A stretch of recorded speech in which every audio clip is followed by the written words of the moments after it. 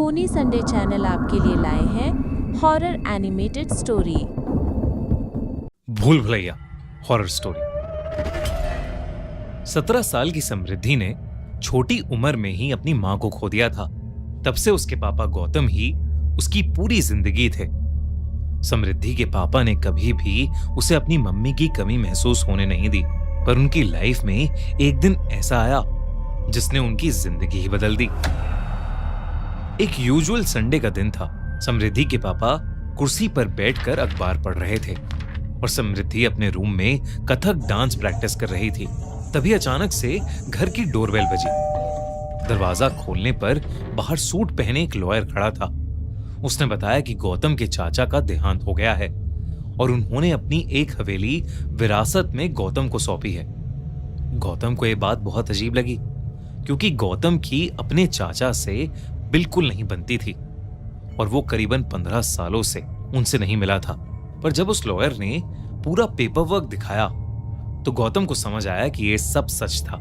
समृद्धि और गौतम को अभी भी यकीन नहीं हो रहा था कि वो इतनी बड़ी हवेली के मालिक थे।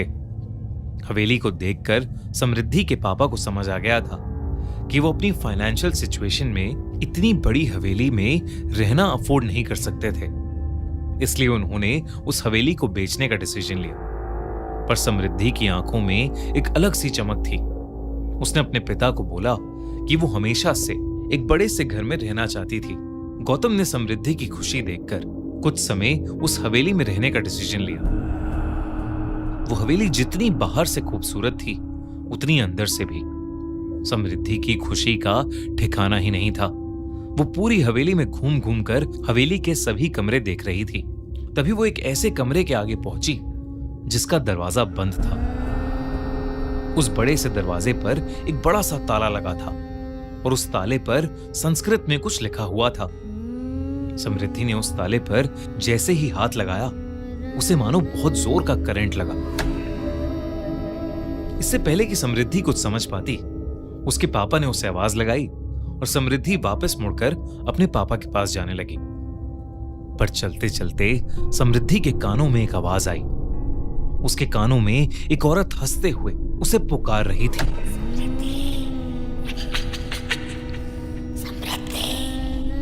समृद्धि अचानक से वो आवाज सुनकर पीछे मुड़ी, लेकिन तभी वो आवाज आनी बंद हो गई। समृद्धि ने इसे अपना वहम समझा और वो अपने पापा के पास चली गई। उस रात गौतम और समृद्धि अपने अपने कमरे में सो रहे थे, पर तभी गौतम की नींद एक आवाज से खुली। गौतम को पास के कमरे से घुंघरू की आवाज आई। गौतम ने सोचा कि शायद समृद्धि अपने रूम में डांस प्रैक्टिस कर रही होगी, इसलिए वो फिर से आंखें बंद करके सोने की कोशिश करने लगा। पर घुंघरू की आवाज धीरे धीरे तेज होने लगी।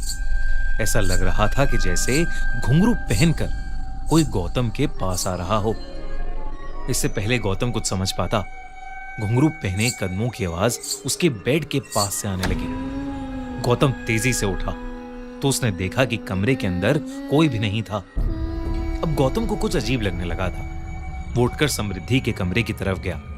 समृद्धि के कमरे में पहुंचकर उसने देखा कि वो कमरे में थी ही नहीं। अब गौतम को टेंशन होने लगी थी। वो समृद्धि को आवाज देकर पुकारने लगा। उसने हवेली की लाइट जलाने की कोशिश की, पर कोई भी बटन काम ही नहीं कर रहा था।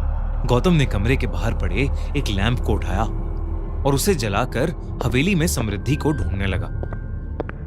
घूमते घूमते गौतम को फिर से घुंघरू पहने किसी के चलने की आवाज आई। गौतम उसी आवाज का पीछा करने लगा। गौतम जितना उस आवाज के करीब जाता, वो आवाज उससे उतनी ही दूर जा रही थी। लेकिन उस आवाज का पीछा करते हुए गौतम ने खुद को एक कमरे के बाहर खड़ा पाया।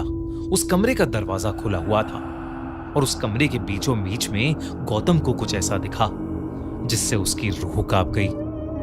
उस कमरे के अंदर एक लड़की साड़ी पहने घुंघरू डालकर डांस कर रही थी। इससे पहले वो कुछ समझ पाता, गौतम को उस लड़की का चेहरा दिखा और उसका दिल दहल उठा। वो लड़की कोई और नहीं बल्कि समृद्धि ही थी। पर समृद्धि बिल्कुल भी नॉर्मल नहीं लग रही थी। उसने बहुत सारा मेकअप किया हुआ था और वो मेकअप उसके पूरे चेहरे पर फैला हुआ था। उसके बाल बिखरे हुए थे और वो बंगाली भाषा में कुछ गाना गा रही थी। गौतम ये सब देखकर बहुत डर गया और वो दौड़कर समृद्धि के पास गया। उसने जैसे ही समृद्धि के कंधे पर हाथ रखा, समृद्धि ने मुड़कर जोरों से एक चीख मारी और गौतम की छाती पर अपना हाथ मारा। गौतम समृद्धि का हाथ लगते ही कमरे से बाहर जाकर गिरा और उस कमरे का दरवाजा गौतम के मुंह पर बंद हो गया। ये वही कमरा था जिस पर समृद्धि को सुबह ताला दिखा था। गौतम उठकर जोर जोर से उस दरवाजे को पीटने लगा।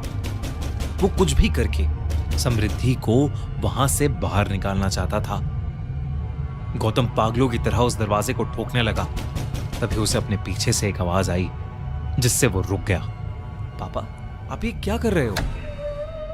गौतम ने जैसे ही पीछे मुड़कर देखा, उसके पीछे नाइट सूट पहने समृद्धि खड़ी थी। समृद्धि ने कहा कि वो अपने कमरे में सो रही थी और उसे जोर जोर से दरवाजा पीटने की आवाज आई, जिसे सुनकर वो वहां आ गई। गौतम को अब भी कुछ समझ नहीं आ रहा था। अगर समृद्धि अपने कमरे में ही थी तो उसे दिखाई क्यों नहीं दी, और उस कमरे के अंदर मौजूद वो लड़की कौन थी? इन सवालों से गौतम का सर फटने लगा था, पर वो समृद्धि को डराना नहीं चाहता था, इसलिए उसने समृद्धि को अपने कमरे में वापस जाकर सोने को कहा। गौतम पूरी रात नहीं सोया। सुबह होते ही वो हवेली के पास एक मंदिर में चला गया। गौतम भगवान में बहुत मानता था और उसने मंदिर में जाकर अपने साथ हुआ पूरा किस्सा भगवान की मूर्ति के सामने बोल दिया। गौतम नहीं जानता था कि मंदिर का पुजारी भी उसकी बातें सुन रहा है। जैसे ही गौतम मंदिर से जाने लगा, मंदिर के पुजारी ने उसे रोककर पूछा कि आखिर वो रहता कहाँ है। और जब गौतम ने उसे बताया कि 2 दिन पहले ही वो पास वाली हवेली में रहने आया था, तो उस पुजारी का चेहरा सफेद पड़ गया। उसने गौतम को उस हवेली से तुरंत निकल जाने को कहा। जब गौतम ने पुजारी से बात की तो उस पुजारी ने बताया कि कई सालों पहले उस हवेली में एक राजा रहता था और मंजुलिका नाम की एक लड़की हवेली में नाच गाकर सबका मन बहलाती थी। पर धीरे धीरे राजा को मंजुलिका से लगाव होने लगा।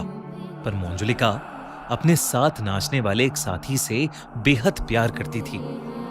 उस राजा को जैसे ही इस बात का पता चला, जलन और गुस्से की आग में उसने मंजुलिका और उसके साथी दोनों को ही जान से मार दिया। मंजुलिका की मौत हो गई, पर उसकी आत्मा उस हवेली में ही रह गई और आज भी मंजुलिका की गुस्से से भरी आत्मा उसी हवेली के एक कमरे में बंद है। गौतम को अब सब कुछ समझ आ गया था। जो कल रात को उसे दिखी वो कोई और नहीं बल्कि मंजुलिका थी, और अब उस हवेली में रहना उसके और समृद्धि के लिए खतरे से खाली नहीं था। वो उसी पल समृद्धि को लेकर वहां से जाना चाहता था, लेकिन जब वो घर वापस गया तो समृद्धि मंजुलिका वाले कमरे में बैठी हुई कल रात जैसे साड़ी और घुंघरू पहने हुए उस कमरे में पड़ा पुराना सामान देख रही थी। गौतम ने समृद्धि को वहां से चलने के लिए कहा, लेकिन समृद्धि वहीं रुकने की जिद करने लगी। जैसे ही गौतम ने समृद्धि को डांटा तो समृद्धि अचानक से गौतम पर ही हावी हो गई। उसने गौतम को उसकी गर्दन से उठा लिया और बंगाली भाषा में गुस्से से कुछ अजीब सा बड़बड़ाने लगी। कुछ ही पलों में गौतम की सांसें रुक सी गई थीं। वो दर्द के मारे छटपटा रहा था, लेकिन इतने में उस मंदिर का पुजारी कुछ लोगों को लेकर वहां आ गया और उसने तुरंत समृद्धि पर गंगा जल फेंका। समृद्धि ने गौतम को छोड़ दिया और वो वहीं बेहोश होकर नीचे गिर गई। गौतम और उस पुजारी ने वहीं पूजा करके उस कमरे को फिर से ताले से बंद किया और गौतम समृद्धि को लेकर उस हवेली से हमेशा हमेशा के लिए चला गया।